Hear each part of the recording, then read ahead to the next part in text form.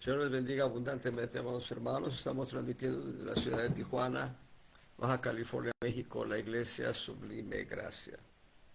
Hemos empezado a ver los 7 llamados del Espíritu a nuestro amado Señor Jesucristo. Hemos hablado del llamado a salir de Egipto. Egipto es una sombra o figura del mundo.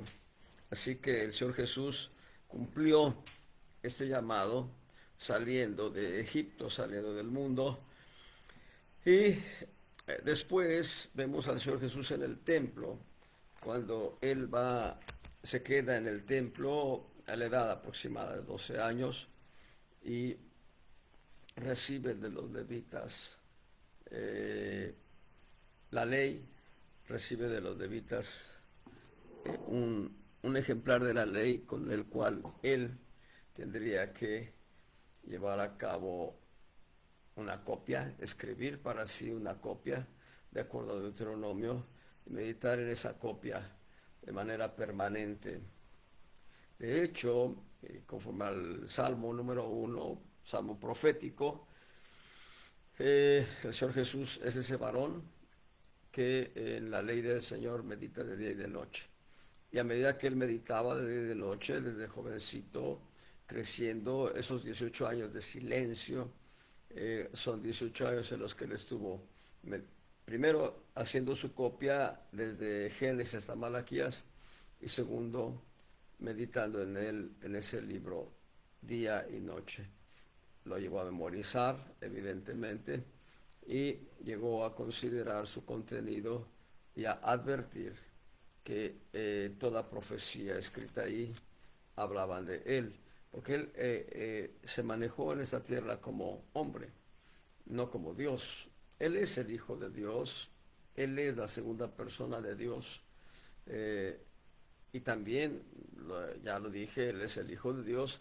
Sin embargo, eh, él caminó en esta tierra como hijo del hombre, como hombre, limitado a tiempo, lugar y espacio. Bien, ahí en Jerusalén él cumple su segundo llamado del Espíritu, un llamado a la responsabilidad.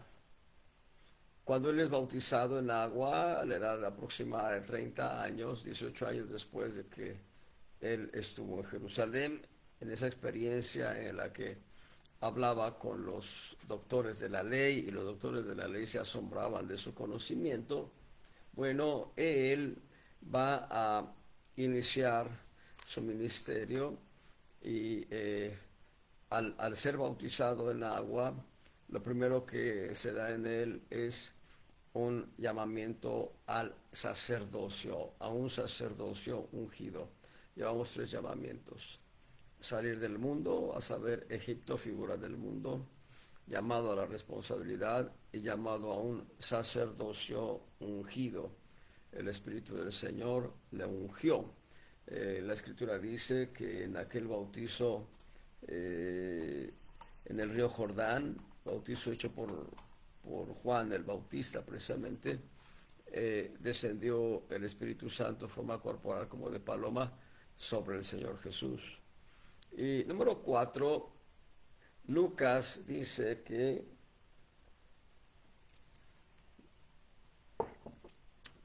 el evangelista Lucas, pero también el apóstol Mateo en su evangelio, el evangelio de Mateo, dicen que el Señor fue llevado al desierto. Y Lucas puntualmente va a decir que fue llevado al desierto para ser tentado. Fue llevado al desierto por el Espíritu Santo para ser tentado. Y ese es el cuarto llamamiento: a vencer la tentación y el pecado. El Señor Jesús fue tentado en espíritu, alma y cuerpo, y realmente la tentación fue de menos a más. Fue tentado en su cuerpo a partir del apetito, del hambre, y la tentación era que convirtiera una piedra o varias piedras en pan. Y es evidente que el Señor pudo decir: Padre, en tu nombre sea esta piedra convertida en una hogaza de pan, y estoy seguro que habría sucedido el milagro. Si ustedes ven en el Evangelio de Juan, al final, en el último capítulo o penúltimo capítulo de Juan, el Señor estaba a la orilla del mar de Tiberias. Sus discípulos habían subido a la barca para ir a pescar. En el capítulo 21, en el mar de Tiberias, Pedro dice: a pescar voy, y jaló a varios. Y habiendo intentado pescar, no pescaron nada, ni un resfriado. Pero el Señor estaba a la orilla y le dice: mozos, ¿tenéis algo para comer? ¿No? Entonces el Señor les dice: echad la red a la mano derecha y hallaréis. Echad la red a la mano derecha, y sacaron 153 peces. Pero cuando ellos llegan a la orilla en su barca, y habiendo sacado tantos peces, encuentran una fogata, encuentran pez asado a las brasas. Bueno, no dice la Escritura cómo se dio esto, y hay dos maneras: una, que el Señor lo haya hecho pescando y todo, o dos, que el Señor haya hablado en el nombre del Padre y que se haya formado la fogata con el pez. Bien, no vamos a especular en ello, pero el Señor fue tentado para que una piedra se convirtiera en una hogaza de pan, y el Señor, con la palabra, dio respuesta al enemigo y venció la primera tentación: no solo de pan vivirá el hombre. En la segunda tentación, que es una tentación a nivel del alma, porque ahí se va a manifestar tanto el orgullo como la soberbia en una naturaleza caída. El Señor Jesús no tenía naturaleza caída. El diablo quería hacerlo caer para de esta manera romper el propósito divino de la salvación humana.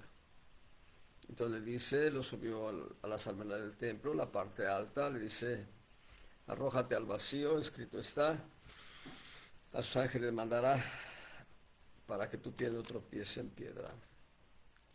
Pero hay una palabra que omitió el enemigo y no la di a conocer. Dice: que te guarden en todos tus caminos.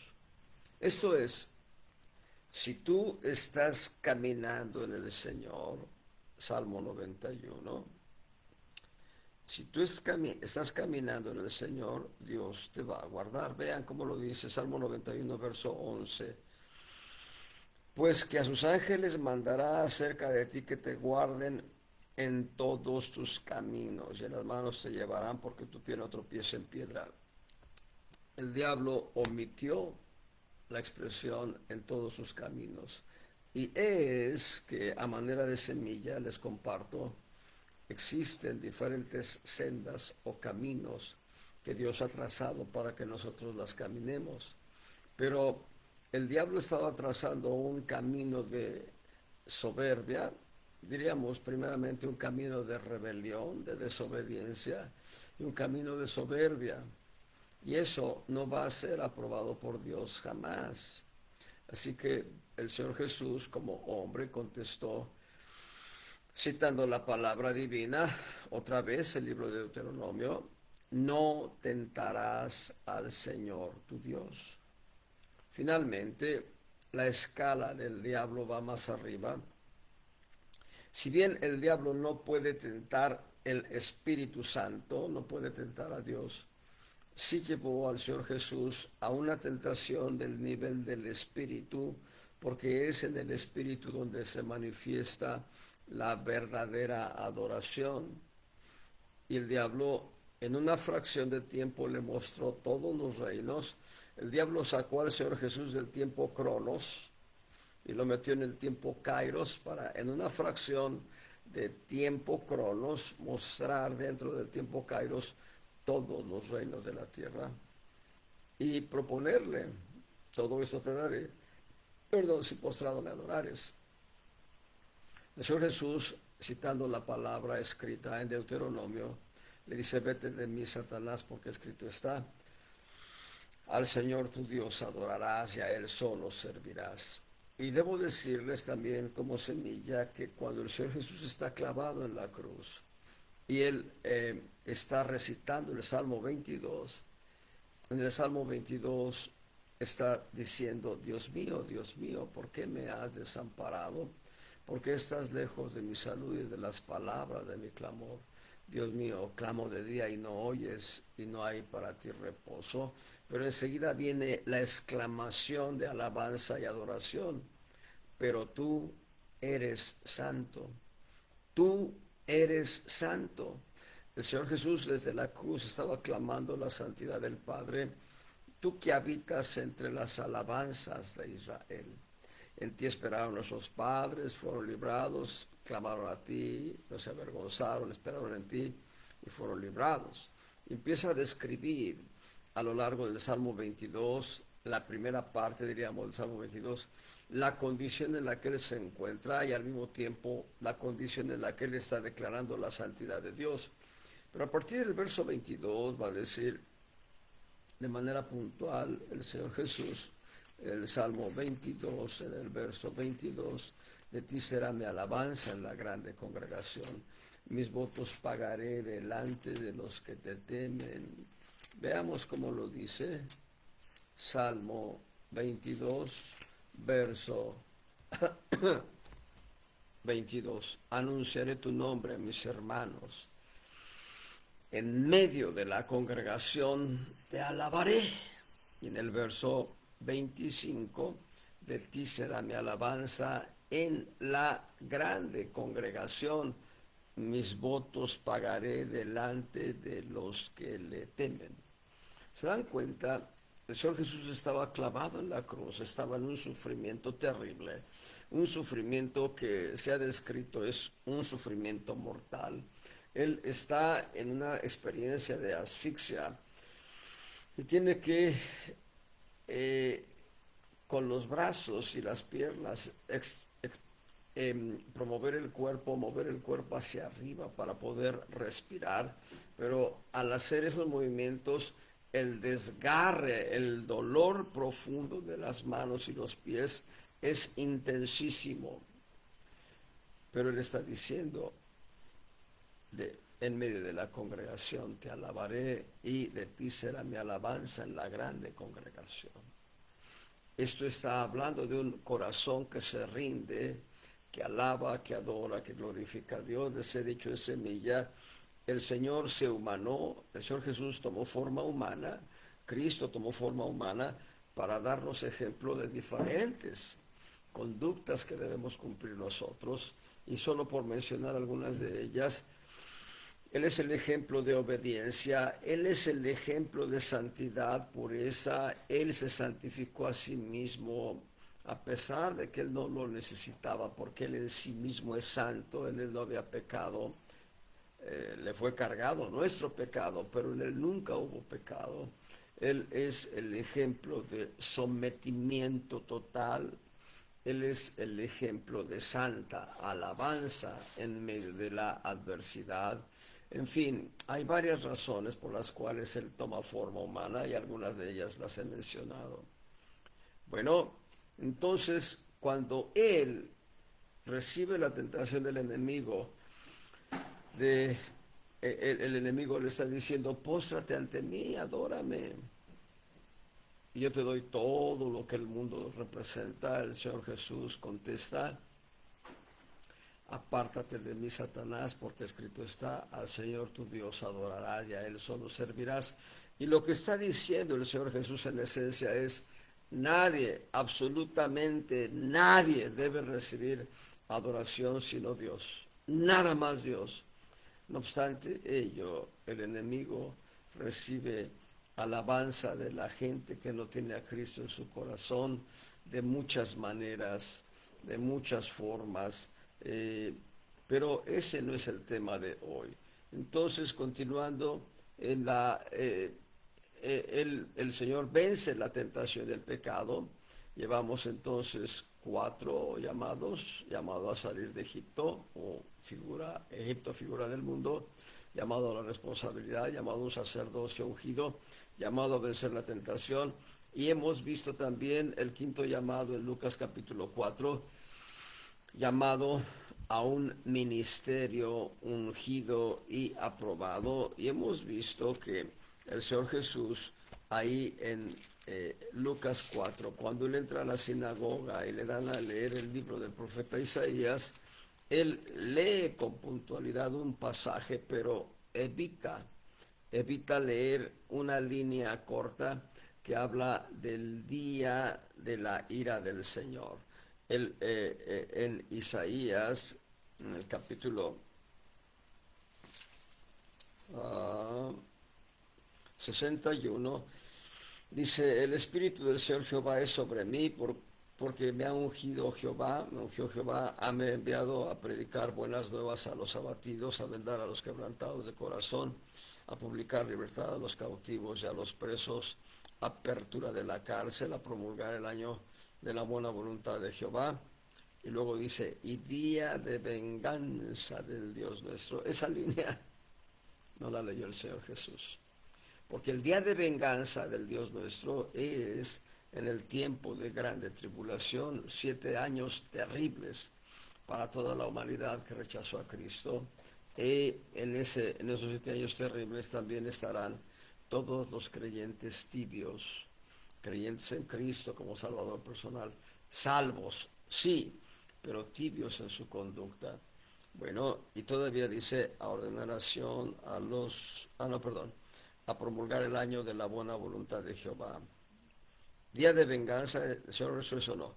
Dice: y a consolar a todos los enlutados.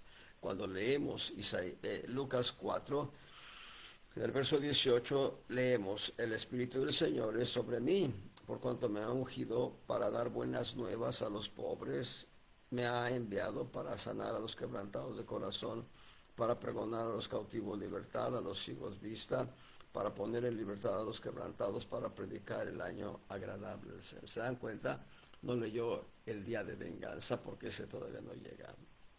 Y aquí es donde el Señor inicia un ministerio ungido y aprobado.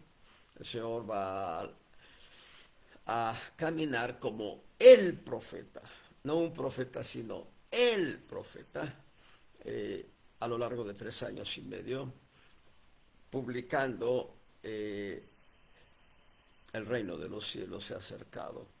Él está caminando como el profeta. Rápidamente, Apocalipsis 19, verso 10, última línea: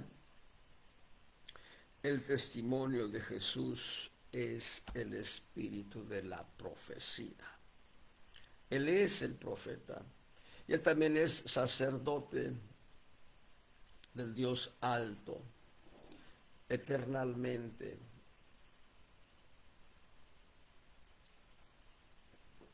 Sacerdote eternamente del Dios altísimo, según el orden de Melquisedec. Bueno, ya llevamos 5 llamamientos.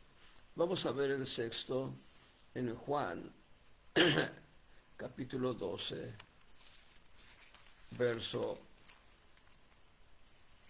24.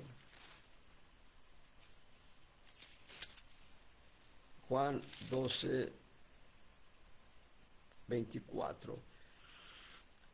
Previamente a esta lectura, en los versos antecedentes, un grupo de ciudadanos griegos quieren conocer al Señor.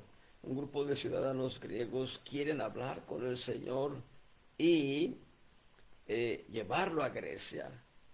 Imagínense, en Jerusalén no lo querían. En Jerusalén había mucha gente que se oponía a su ministerio, por mencionar solamente algunos grupos: los sacerdotes, sobre todo los principales sacerdotes, los príncipes de Israel, que fue otro grupo que estuvo en su juicio, los escribas y doctores de la ley, los fariseos y saduceos, todos ellos no querían al Señor.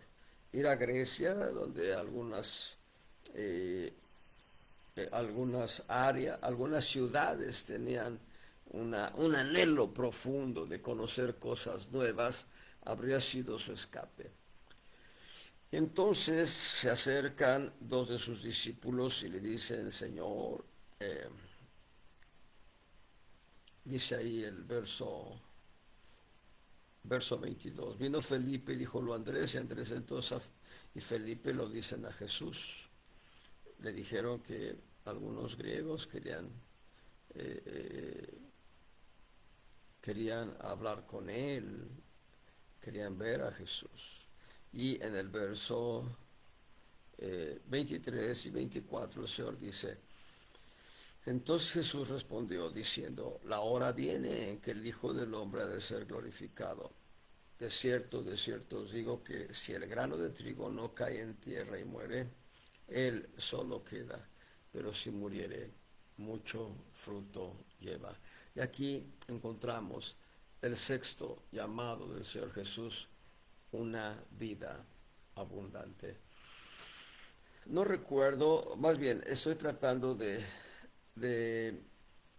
clarificar mi memoria porque sé que hablé esto recientemente, lo que no puedo establecer si lo dije la semana pasada, en el sentido de que la vida abundante se da en dos direcciones. La primera, la reproducción de su vida a través de todos los que creemos en Él como Salvador personal, que es, digamos, una expresión de vida abundante, pero por supuesto, diríamos, en primer lugar, como lo dice 1 Corintios 15, Él, la primicia de los que durmieron. Ahí en 1 Corintios capítulo 15, ah, en los versos 22 y 23 dice, porque así como en Adán todos mueren, así también en Cristo todos serán vivificados. Esta palabra vivificados tiene como raíz la palabra vida. Lo que no pude corroborar, pero ahorita lo vamos a corroborar, si se trata de la expresión zoe. Verán ustedes, en griego existen tres voces, por lo menos tres voces para vida. La primera de ellas, bios, que quiere decir vida natural, la vida que tiene todo tipo de animal o vegetal, incluyendo al hombre, obviamente. Pero existe una segunda, aquí está, ¿sí? Es de la raíz zoe, y ahorita lo voy a corroborar todavía más. La segunda palabra griega para vida, la primera es bios, vida natural. La segunda palabra griega es psique. La palabra psique se refiere a la vida del alma. Y el ser humano tiene una vida anímica, además de una vida física. Pero hay una tercera palabra para vida en griego que es zoe. Y zoe es una palabra que se refiere a una vida permanente, una vida continua, una vida de calidad, también podríamos llamarle, y también podríamos llamarle una vida espiritual. Y es interesante que aquí en 1 Corintios 15, en el verso 22, dice, cuando dice que todos serán vivificados, está utilizando la palabra está utilizando la raíz de la palabra zoe, que tiene que ver con una vida íntegra, una vida plena, una vida total, y que también podemos llamar vida eterna con cierta audacia. Ahora, continuemos la lectura de 1 Corintios 15, pero ahora en el verso 23 dice, cada uno en su tiempo, cada uno en su orden. Dice, Cristo, las primicias, luego los que son de Cristo en su venida. Cristo es primicias de los que durmieron.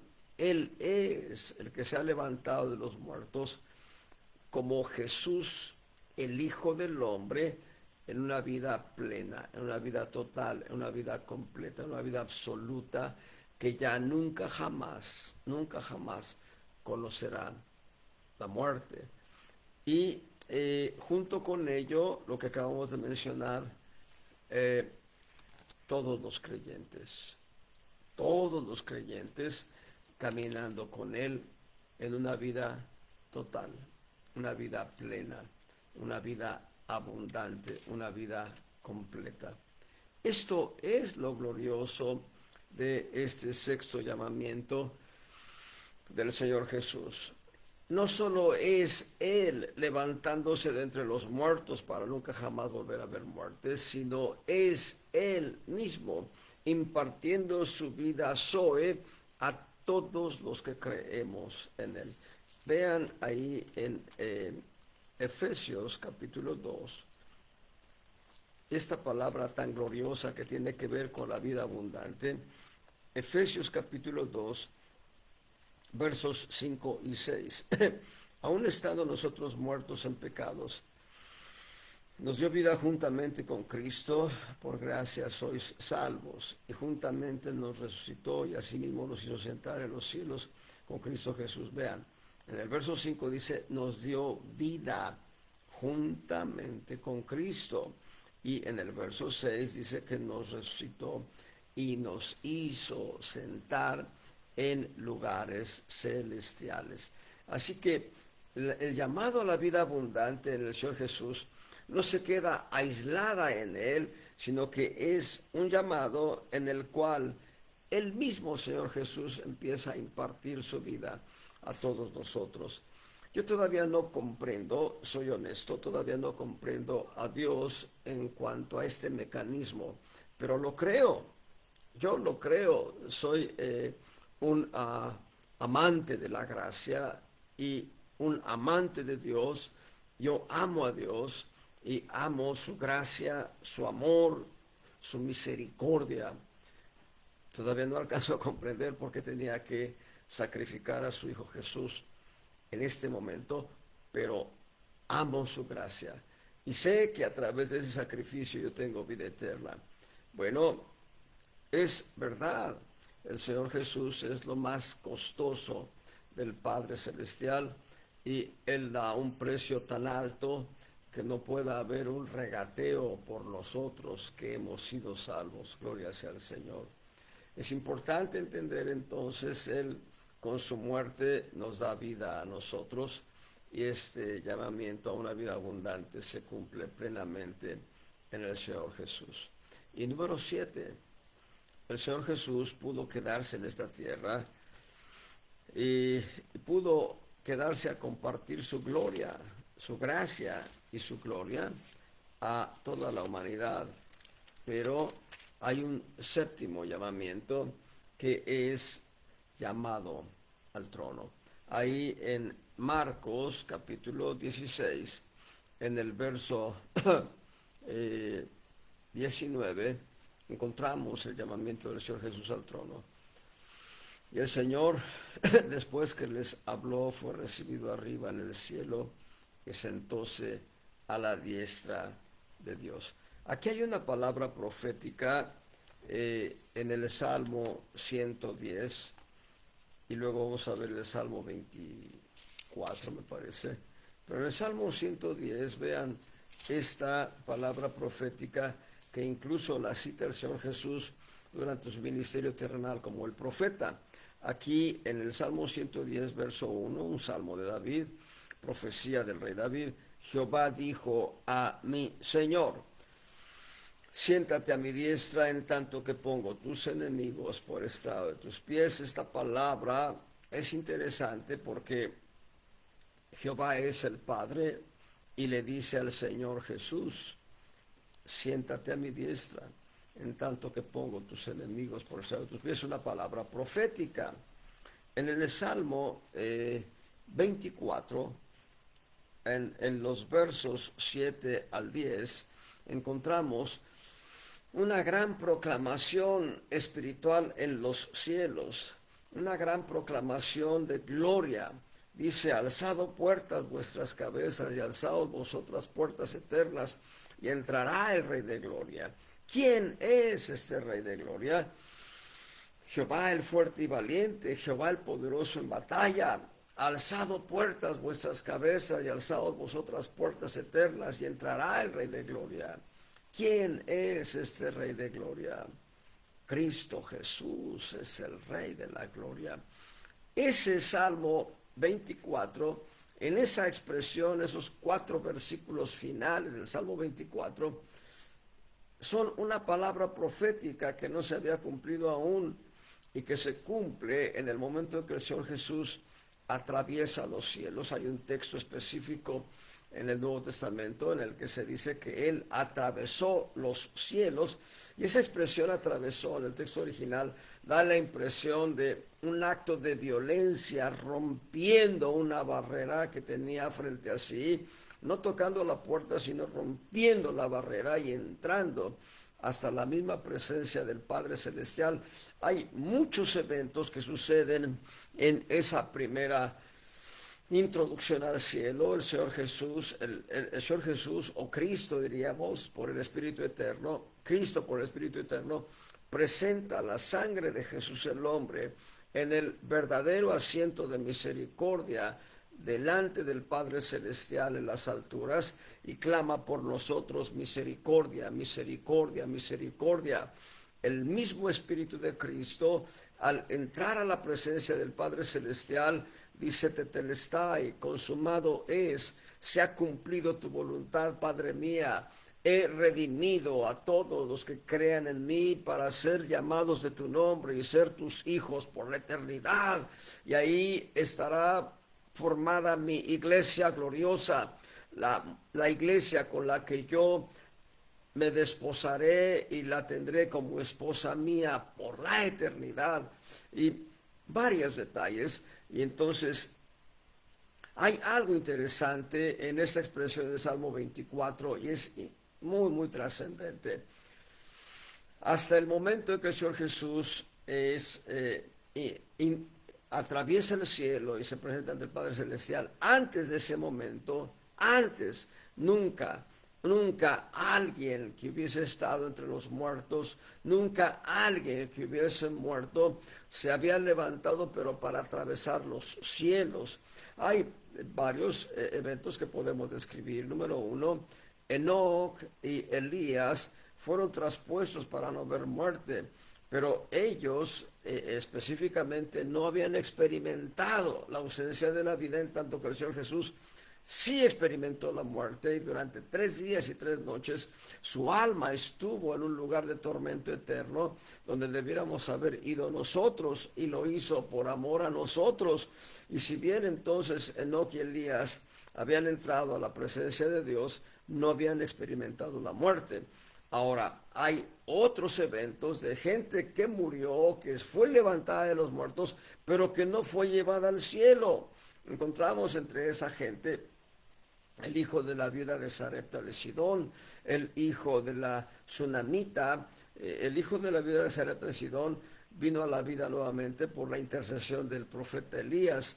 El hijo de la Sunamita vino a la vida por la intercesión del profeta Eliseo. Aquel muerto que cayó y tocó los huesos del profeta Eliseo, ya muerto el profeta, aquel muerto cae, toca los huesos del profeta Eliseo y se levanta de los muertos también.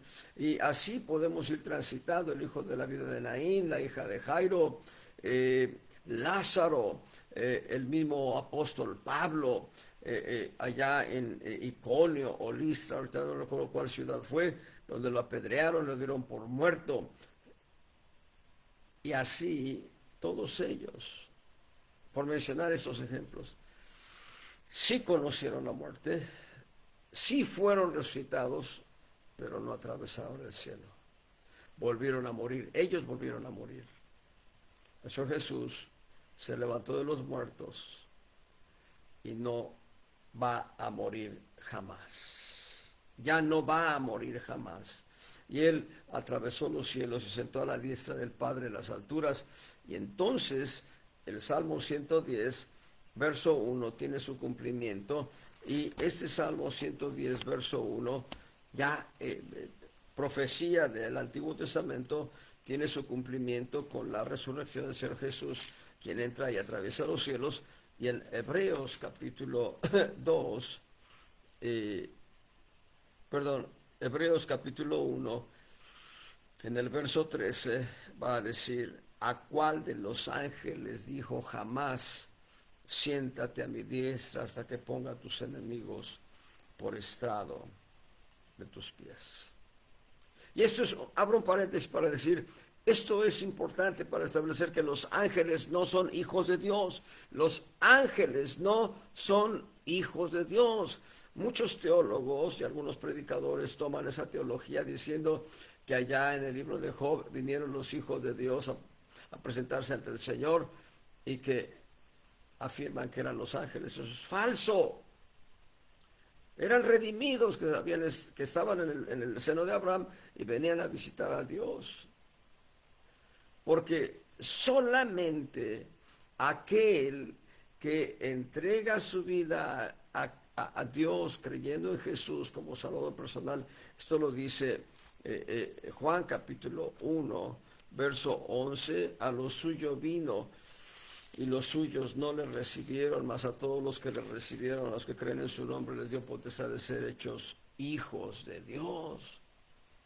Solamente ellos, solamente nosotros, los que hemos creído en Jesús como nuestro Salvador personal, tenemos la autoridad divina de ser llamados hijos de Dios. Los ángeles no son hijos de Dios.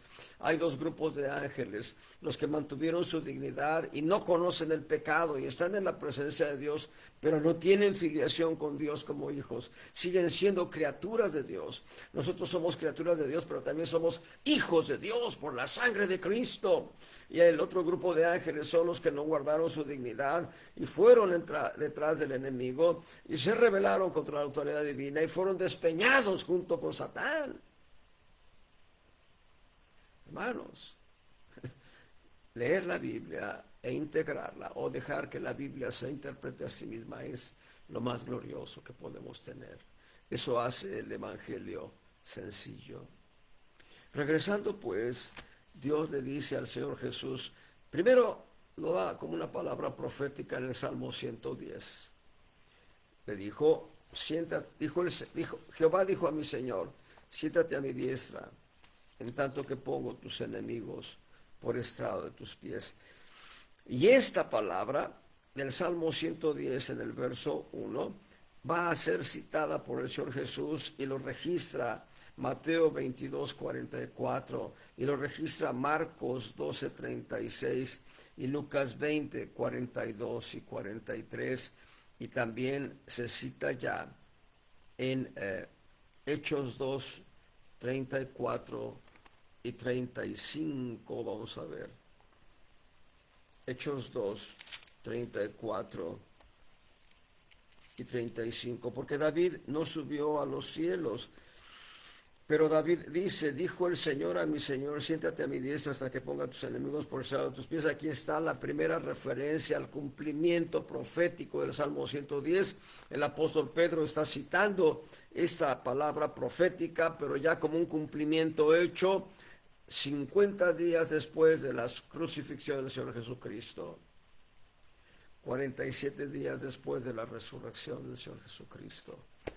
Y Hebreos capítulo 1, verso 13, es la confirmación también por dos testimonios, por el apóstol Pedro en Hechos 2 y por el apóstol Pablo en Hebreos 1, 13.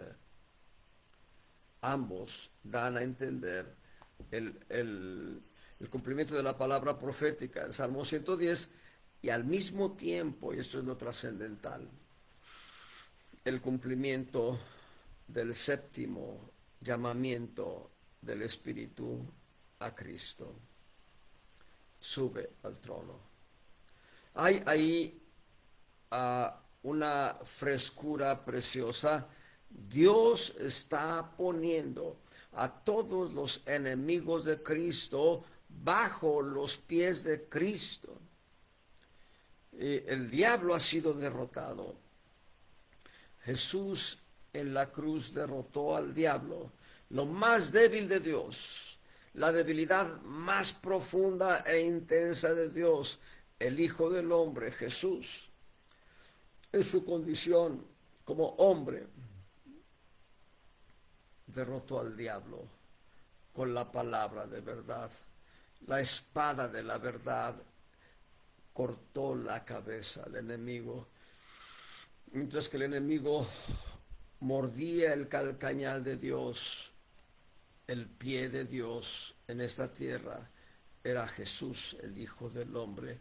Y la serpiente mordió el calcañal de Dios a Jesús, el Hijo del Hombre. Pero Jesús, el Hijo del Hombre, le cortó la cabeza al diablo. Como dijera un apóstol en un funeral, dos titanes, dos gigantes quedaron tendidos en aquel lugar. Pero gloria sea al Señor, al tercer día Cristo se levantó de entre los muertos para nunca jamás volver a ver muerte, en tanto que la serpiente quedó sin cabeza, quedó decapitada, sin autoridad, sin dominio, completamente vencida junto con todos sus demonios. Ahora Dios sigue diciendo, en tanto pongo todos tus enemigos por estrado de tus pies. El diablo está derrotado y el hecho de que dé coletazos no significa que esté vivo. Está dando coletazos, pero son coletazos mortuorios, coletazos de muerte. Él está muerto ya, el diablo está derrotado, sus demonios están derrotados, pero Dios todavía quiere llevar al extremo la gran victoria de Cristo y el mundo, el mundo en el que estamos actualmente. Nosotros somos peregrinos en este mundo, pero estamos transitando en él. Ese mundo tiene que ser derrotado. Ese sistema, este gran sistema político, jurídico, económico, religioso, sociológico, todo esto, esos factores que le dan vida a este gran sistema humano, no sirve porque no está Dios entre ellos. El hombre, influenciado por el diablo, el hombre desechó a Dios desde el principio, y en este mundo no está Dios en un sentido de influencia para el mundo. Dios está en este mundo para rescatar a su pueblo, para sacarlo del mundo, llevarlo fuera de Egipto, santificarlo, limpiarlo, purificarlo y hacerlo semejante a su Hijo Jesucristo, a su iglesia, su pueblo. Pero Dios tiene que aplacar este sistema del mundo y ponerlo bajo los pies de Cristo. Se acerca el momento en que esto sucederá. Pero cada día Dios está trabajando, amortiguando nuestra carne. La palabra amortiguar es hacer morir. Cada día Dios está haciendo morir nuestra carne. Algunos disfrutan de su carne, algunos están deleitándose en su carne, pero lo que no se logra en esta tierra, bueno, Dios lo logrará en su momento, y todos vamos a ser transformados en la semejanza de Cristo, unos para estar en el trono, otros para estar frente al trono. Como dijo un ministro hace tiempo, los que sirven aquí reposarán allá con Cristo. Los que no sirven aquí tendrán que servir allá. Así que Dios está poniendo a todos los enemigos de Cristo por estrado de los pies. La oración correcta cuando atas un espíritu inmundo es mandarlo bajo los pies de Cristo. Hay dos destinos específicos, uno en el que el Señor Jesús dice que los espíritus son en el desierto, en lugares desiertos, y bueno, pues hay quien los manda al desierto, o hay quien los manda al abismo. Bueno, a mí me gusta pensar en mandarlos bajo los pies de Cristo, que ya no hagan más daño, no hagan más estragos a la humanidad. 7 llamados del Señor Jesús que cumplió a la perfección. Llamado a salir de Egipto, figura del mundo. Llamado a la responsabilidad, a la edad de 12 años empezó su responsabilidad. Llamado a un sacerdocio ungido cuando fue bautizado por Juan el Bautista. Llamado a vencer la tentación y el pecado cuando el Espíritu lo llevó al desierto y fue tentado en su cuerpo por una necesidad física de hambre. Fue tentado en su alma para que se manifestara como un hombre independiente. Y fue tentado en el Espíritu para prodigar adoración al enemigo. Pero esas 3 tentaciones fueron vencidas por el Señor Jesús con la palabra. La palabra escrita fue vivificada para convertirse en rema. La palabra escrita es una espada y la palabra rema es otra espada. Así que con 2 espadas el Señor Jesús le cortó la lengua al diablo. En el quinto llamamiento es llamamiento a un ministerio ungido y aprobado. El Señor, una vez que ha vencido la tentación y el pecado, inicia su ministerio, un ministerio glorioso de 3 años y medio como el profeta. Y a lo largo de 3 años y medio, Él habla y hace tanto que el apóstol Juan va a escribir de Él. No cabrían todos los libros si se escribiese todo lo que Él hizo solamente en 3 años y medio. No cabrían en esta tierra todos los libros que se escribiesen. De ese tamaño, de esa magnitud, es la obra que el Señor hizo solamente en 3 años y medio como el profeta. Y al ir a la cruz, va al 6.º llamamiento, que es a una vida abundante. Una vida en la que Él se levanta de entre los muertos después de vencer la muerte. Oh muerte, yo seré tu muerte, oh sepulcro, yo seré tu destrucción. Vence la muerte con poder. Y como dice el profeta Isaías, que habría de derrotar a la muerte para siempre. Hay 2 textos poéticos, déjenme encontrar por lo menos uno. Ojalá pueda encontrar los 2. Pero ahí en Isaías, en el capítulo, a ver,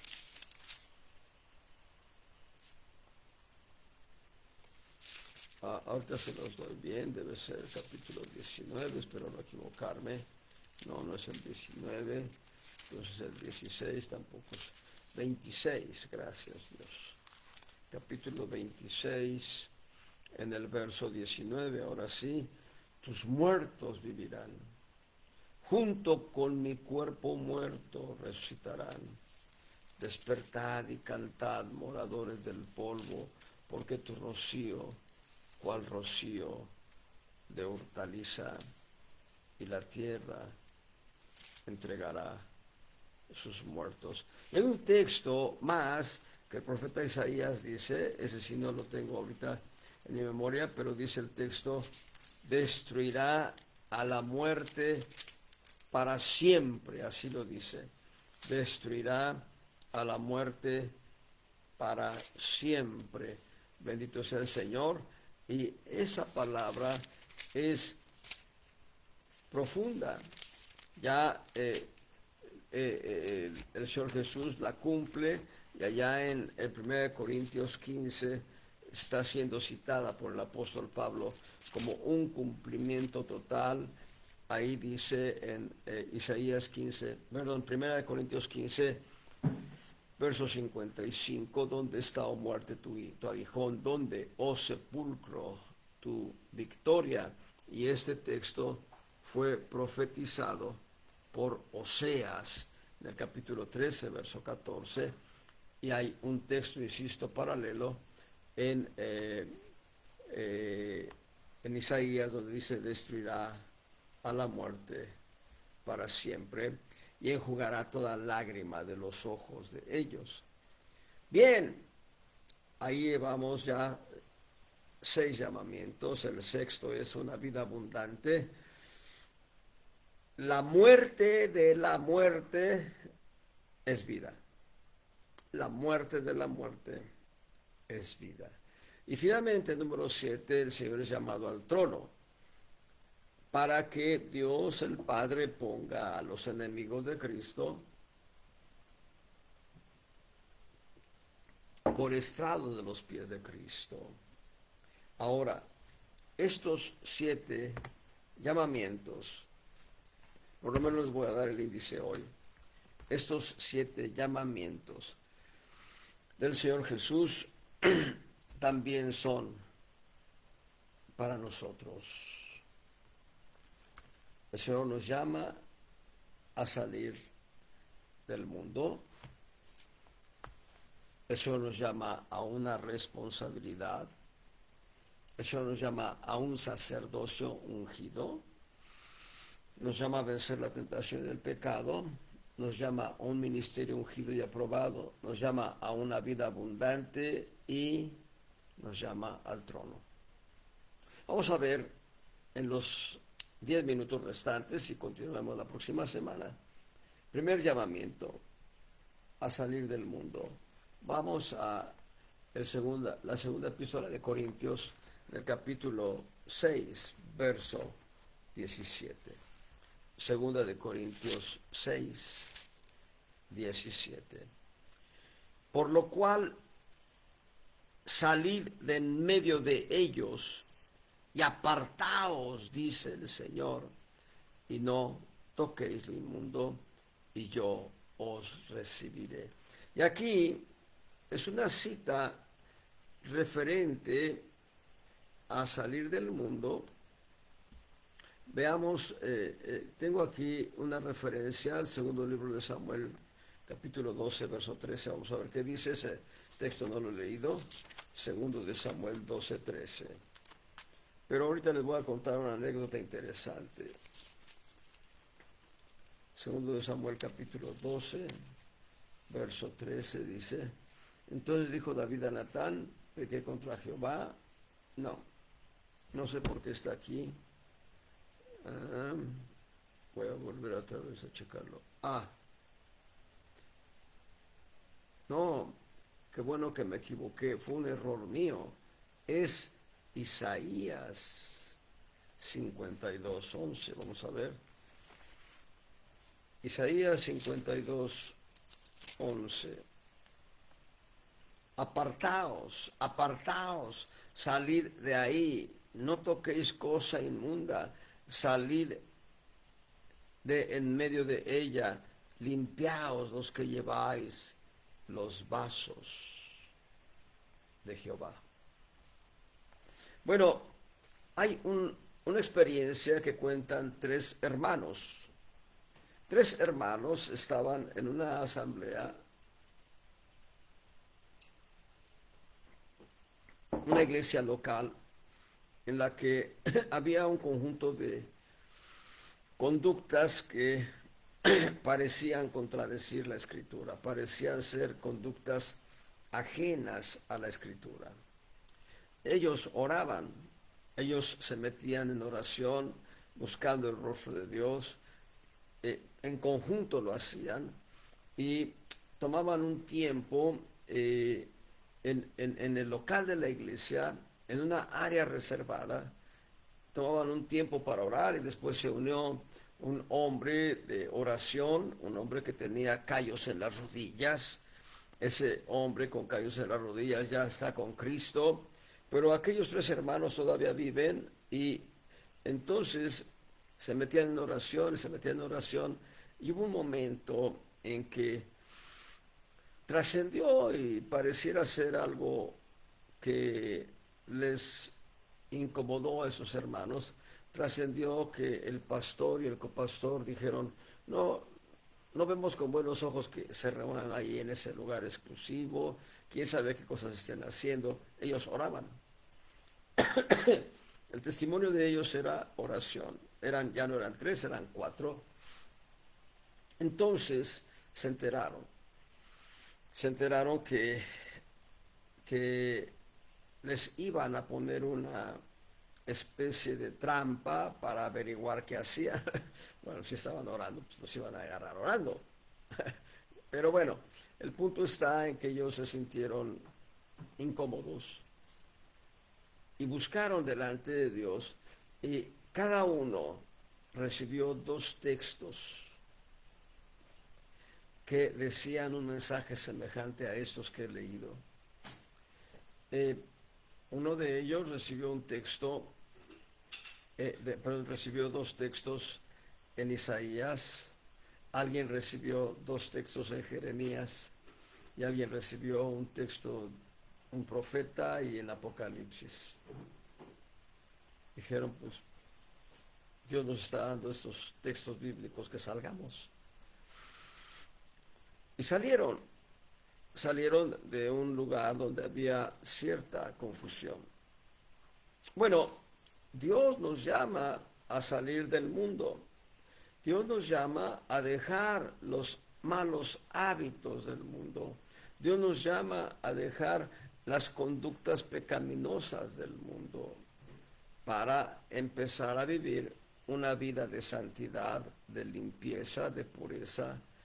Y les menciono esto porque hay tal vez unos 6 u 8 textos que mencionan un llamamiento a salir del mundo o a salir de Babilonia. Perdón, Dios nos llama a dejar prácticas pecaminosas. Dios nos llama a salir de prácticas que no son correctas de acuerdo a su estándar. Ahora, ¿qué es lo que sucede cuando Dios hace eso con nosotros? Bueno, ahí lo que Dios está haciendo es, nos está alcanzando. Íbamos nosotros camino a la perdición, íbamos nosotros camino a la muerte, pero Dios nos alcanzó. Dios nos tomó, Dios nos hizo voltear hacia Él para ver su rostro, para ver su gracia, para ver su amor, su piedad. Y cuando Él hace esto, el Espíritu Santo nos golpea el corazón, dándonos a conocer nuestra condición de pecado y de muerte. Y el Señor en ese momento nos llama y nos dice que dejemos nuestra vana manera de vivir para empezar una vida nueva. Insisto, para salir de Babilonia o para salir del mundo hay por lo menos unos 6 u 8 textos bíblicos entre profetas del Antiguo Testamento y textos del Nuevo Testamento. Dios quiere que salgamos del mundo. Él ya nos alcanzó, ya nos sacó, nos llama. No sigamos con el mundo. Ya no compartamos con el mundo lo que el mundo hace. Algunos van a decirnos, ya sé que eres cristiano, mira, ya sé que eres cristiano, pero ven al bautizo de mi bebé, vamos a tener garnachas y vamos a tener una buena barbacoa y vamos a tener pulque curado. Entonces, hermanos, ya no somos del mundo.